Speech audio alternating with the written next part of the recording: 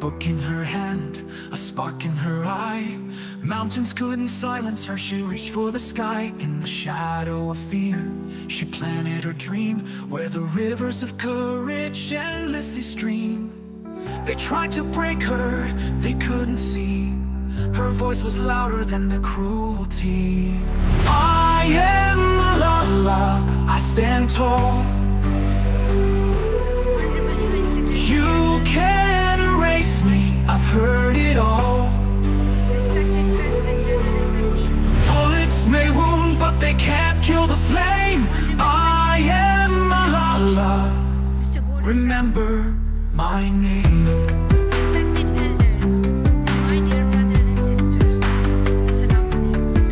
She spoke to the world, her words were her sword. Each syllable echoed, a powerful chord. Through the valleys of doubt, she carried the light for the millions of girls robbed of their right. They tried to silence, they tried to fight, but truth's a river, it finds its light. I am Malala, I stand tall. You can't erase me, I've heard it all. Bullets may wound, but they can't kill the flame. I am Malala, remember my name.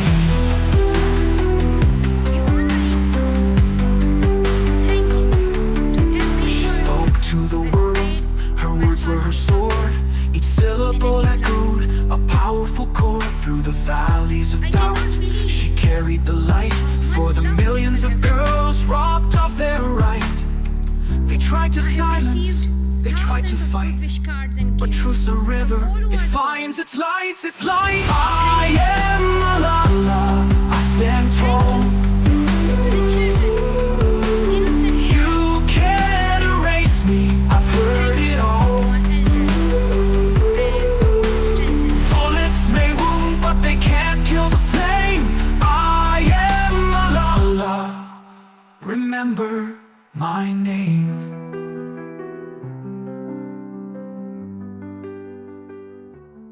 The Diary of Gul Makai.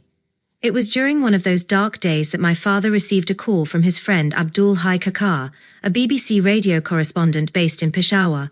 He was looking for a female teacher, or a schoolgirl, to write a diary about life under the Taliban. He wanted to show the human side of the catastrophe in Swat. Initially, Madam Mariam's younger sister Aisha agreed, but her father found out and refused his permission, saying it was too risky. When I overheard my father talking about this, I said, "Why not me?" I wanted people to know what was happening. "Education is our right," I said, "just as it is our right to sing. Islam has given us this right, and says that every girl and boy should go to school. The Quran says we should seek knowledge, study hard and learn the mysteries of our world." I had never written a diary before and didn't know how to begin. Although we had a computer, there were frequent power cuts and few places had internet access. So Hai Kakar would call me in the evening on my mother's mobile.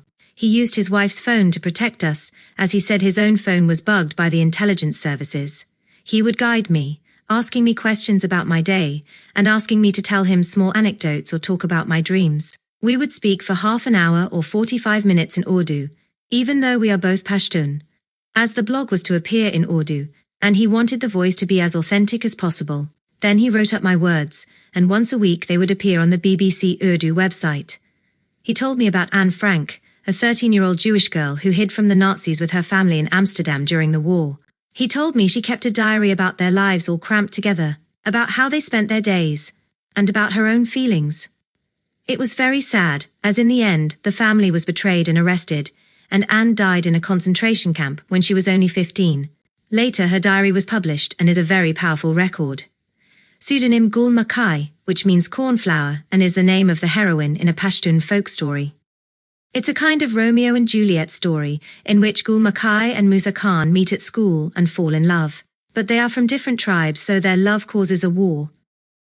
However, unlike Shakespeare's play, their story doesn't end in tragedy. Gul Makai uses the Quran to teach her elders that war is bad, and they eventually stop fighting and allow the lovers to unite. My first diary entry appeared on January 3, 2009, under the heading, "I am afraid. I had a terrible dream last night filled with military helicopters and Taliban. I have had such dreams since the launch of the military operation in Swat." I wrote about being afraid to go to school because of the Taliban edict and looking over my shoulder all the time. I also described something that happened on my way home from school. I heard a man behind me saying, "I will kill you." I quickened my pace, and after a while I looked back to see if he was following me. To my huge relief, I saw he was speaking on his phone. He must have been talking to someone else. It was thrilling to see my words on the website. I was a bit shy to start with, but after a while I got to know the kind of things Hai Kakar wanted me to talk about, and became more confident. He liked personal feelings and what he called my pungent sentences, and also the mix of everyday family life with the terror of the Taliban. I wrote a lot about school as that was at the center of our lives. I loved my royal blue school uniform, but we were advised to wear plain clothes instead, and hide our books under our shawls. One extract was called "Do Not Wear Colorful Clothes." In it I wrote, "I was getting ready for school one day, and was about to put on my uniform when I remembered the advice of our principal, so that day I decided to wear my favorite pink dress." I also wrote about the burqa. When you're very young, you love the burqa because it's great for dressing up, but when you are made to wear it, that's a different matter. Also, it makes walking difficult. One of my diary entries was about an incident that happened when I was out shopping with my mother and cousin in the China Bazaar. There we heard gossip that one day a woman was wearing a shuttlecock burqa and fell over. When a man tried to help her, she refused and said, "Don't help me, brother, as this will bring immense pleasure to Fazlullah." When we entered the shop we were going to, the shopkeeper laughed and told us he got scared thinking we might be suicide bombers, as many suicide bombers wore the burqa. At school people started talking about the diary. One girl even printed it out and brought it in to show my father. "It's very good," he said with a knowing smile. I wanted to tell people it was me, but the BBC correspondent had told me not to as it could be dangerous. I didn't see why, as I was just a child and who would attack a child. But some of my friends recognized incidents in it, and I almost gave the game away in one entry when I said, "My mother liked my pen name Gul Makai and joked to my father we should change my name. I also like the name because my real name means grief-stricken." The diary of Gul Makai received attention further afield. Some newspapers printed extracts. The BBC even made a recording of it using another girl's voice, and I began to see that the pen and the words that come from it can be much more powerful than machine guns, tanks, or helicopters. We were learning how to struggle, and we were learning how powerful we are when we speak. Some of our teachers stopped coming to school. One said he had been ordered by Mullah Fazlullah to help build his center in Imam Dairy. Another said he'd seen a beheaded corpse on the way in, and could no longer risk his life to teach. Many people were scared. Our neighbors said the Taliban were instructing people to make it known to the mosque if their daughters were unmarried, so they could be married off, probably to militants. By the start of January 2009, there were only 10 girls in my class when once there had been 27. Many of my friends had left the valley so they could be educated in Peshawar, but my father insisted we would not leave. "Swat has given us so much. In these tough days we must be strong for our valley," he said. One night we all went for dinner at the house of my father's friend Dr. Afzal, who runs a hospital. After dinner, when the doctor was driving us home, we saw masked Taliban on both sides of the road carrying guns. We were terrified. Dr. Afzal's hospital was in an area that had been taken over by the Taliban. The constant gunfire and curfews had made it impossible for the hospital to function, so he had moved it to Barakot. There had been an outcry, and the Taliban spokesman Muslim Khan had called on the doctor to reopen it. He had asked for my father's advice. My father told him, "Don't accept good things from bad people." A hospital protected by the Taliban was not a good idea, so he refused. Dr. Afzal did not live far from us, so once we were safely home, my father insisted on going back with him in case he was targeted by the Taliban. As he and my father drove back, Dr. Afzal nervously asked him, "What names shall we give if they stop us?" "You are Dr. Afzal and I am Ziauddin Yousafzai," replied my father. "These bloody people. We haven't done anything wrong. Why should we change our names? That's what criminals do." Fortunately, the Taliban had disappeared. We all breathed a big sigh of relief when my father phoned to say they were safe. I didn't want to give in either, but the Taliban's deadline was drawing closer. Girls had to stop going to school. How could they stop more than 50,000 girls from going to school in the 21st century? I kept hoping something would happen and the schools would remain open. But finally the deadline was upon us. We were determined that the Kushal school bell would be the last to stop ringing. Madam Mariam had even got married so she could stay in Swat. Her family had moved to Karachi to get away from the conflict and, as a woman, she could not live alone. Wednesday, 14 January was the day my school closed, and when I woke up that morning, I saw TV cameras in my bedroom. A Pakistani journalist called Irfan Ashraf was following me around, even as I said my prayers and brushed my teeth. I could tell my father was in a bad mood. One of his friends had persuaded him to participate in a documentary for the New York Times website to show the world what was happening to us. A few weeks before, we had met the American video journalist Adam Ellick in Peshawar. It was a funny meeting as he conducted a long interview with my father in English and I didn't say a word. Then he asked if he could talk to me and began asking questions using Irfan as an interpreter. After about 10 minutes of this, he realized from my facial expressions that I could understand him perfectly. "You speak English?" he asked me. "Yes, I was just saying there is a fear in my heart," I replied. Adam was astonished. "What's wrong with you people?" he asked Irfan and my father. "She speaks better English than the rest of you, and you're translating for her."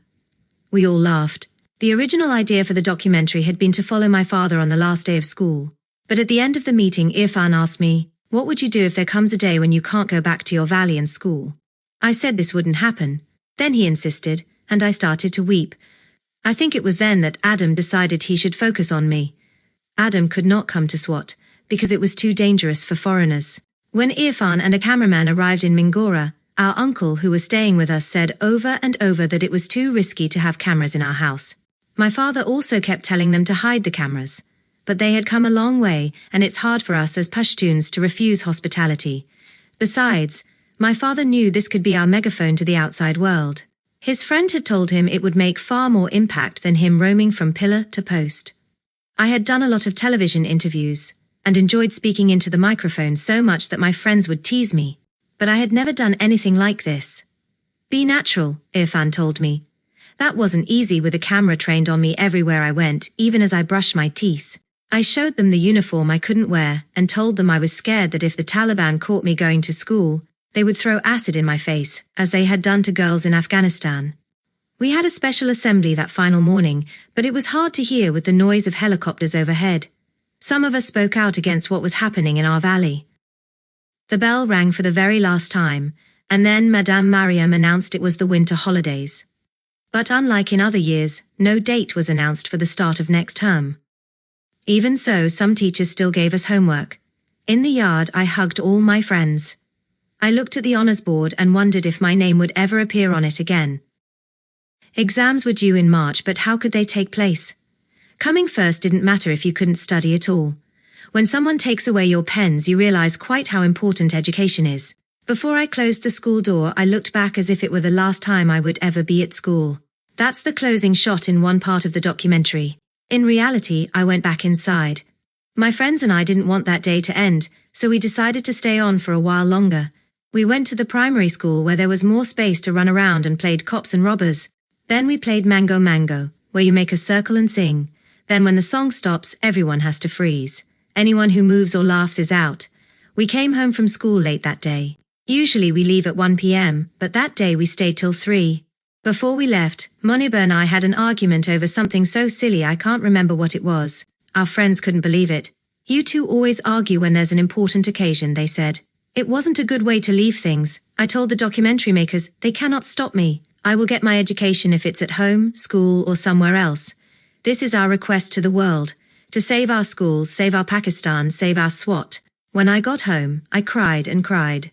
I didn't want to stop learning. I was only 11 years old, but I felt as though I had lost everything. I had told everyone in my class that the Taliban wouldn't go through with it. They're just like our politicians. They talk the talk, but they won't do anything, I'd said. But then they went ahead and closed our school, and I felt embarrassed. I couldn't control myself. I was crying, my mother was crying, but my father insisted, "You will go." For him, the closing of the schools also meant the loss of business. The boys' school would reopen after the winter holidays, but the loss of the girls' school represented a big cut in our income. More than half the school fees were overdue, and my father spent the last day chasing money to pay the rent, the utility bills, and the teachers' salaries. That night the air was full of artillery fire, and I woke up 3 times. The next morning, everything had changed. I began to think that maybe I should go to Peshawar, or abroad, or maybe I could ask our teachers to form a secret school in our home, as some Afghans had done during Taliban rule. Afterwards, I went on as many radio and TV channels as possible. They can stop us going to school, but they can't stop us learning, I said. I sounded hopeful, but in my heart I was worried. My father and I went to Peshawar and visited lots of places to tell people what was happening. I spoke of the irony of the Taliban wanting female teachers and doctors for women, yet not letting girls go to school to qualify for these jobs. Once Muslim Khan had said girls should not go to school and learn Western ways. This from a man who had lived so long in America. He insisted he would have his own education system. What would Muslim Khan use instead of the stethoscope and the thermometer? My father asked. Are there any Eastern instruments which will treat the sick? The Taliban is against education because they think that when a child reads a book, or learns English, or studies science, he or she will become westernized. But I said, education is education. We should learn everything and then choose which path to follow. Education is neither Eastern nor Western, it is human. My mother used to tell me to hide my face when I spoke to the media, because at my age I should be in purdah, and she was afraid for my safety. But she never banned me from doing anything. It was a time of horror and fear. People often said the Taliban might kill my father, but not me. Malala is a child, they would say, and even the Taliban don't kill children. But my grandmother wasn't so sure. Whenever my grandmother saw me speaking on television or leaving the house, she would pray, "Please God, make Malala like Benazir Bhutto, but do not give her Benazir's short life." After my school closed down, I continued to write the blog. 4 days after the ban on girls' schools, 5 more were destroyed. I am quite surprised, I wrote, because these schools had closed, so why did they also need to be destroyed? No one has gone to school following the Taliban's deadline. The army is doing nothing about it. They are sitting in their bunkers on top of the hills. They slaughter goats and eat with pleasure. I also wrote about people going to watch the floggings announced on Mullah FM, and the fact that the police were nowhere to be seen. One day we got a call from America from a student at Stanford University. Her name was Shiza Shaheed, and she came from Islamabad. She had seen the New York Times documentary class dismissed in Swat Valley and tracked us down. We saw then the power of the media, and she became a great support to us. My father was almost bursting with pride at how I came across on the documentary. "Look at her," he told Adam Ellick. "Don't you think she is meant for the skies? Fathers can be very embarrassing." Adam took us to Islamabad. It was the first time I had ever visited. Islamabad was a beautiful place with nice white bungalows and broad roads, though it has none of the natural beauty of Swat. We saw the Red Mosque where the siege had taken place, the wide Constitution Avenue, leading to the white colonnaded buildings of the Parliament House and the Presidency, where Zardari now lived. General Musharraf was in exile in London. We went to shops where I bought school books, and Adam bought me DVDs of American TV programs like Ugly Betty, which was about a girl with big braces and a big heart. I loved it and dreamed of one day going to New York and working on a magazine like her. We visited the Lok Versa Museum, and it was a joy to celebrate our national heritage once again. Our own museum in Swat had closed. On the steps outside, an old man was selling popcorn. He was a Pashtun like us, and when my father asked if he was from Islamabad, he replied, "Do you think Islamabad can ever belong to us Pashtuns?" He said he came from Momand, one of the tribal areas, but had to flee because of a military operation. I saw tears in my parents' eyes. Lots of buildings were surrounded by concrete blocks, and there were checkpoints for incoming vehicles to guard against suicide bombs. When our bus hit a pothole on the way back, my brother Kushal, who had been asleep, jerked awake. "Was that a bomb blast?" he asked. This was the fear that filled our daily lives. Any small disturbance or noise could be a bomb or gunfire. On our short trips we forgot our troubles in Swat. But we returned to the threats and danger as we entered our valley once again. Even so, Swat was our home, and we were not ready to leave it. Back in Mingora, the first thing I saw when I opened my wardrobe was my uniform, school bag and geometry set. I felt so sad. The visit to Islamabad had been a lovely break, but this was my reality now.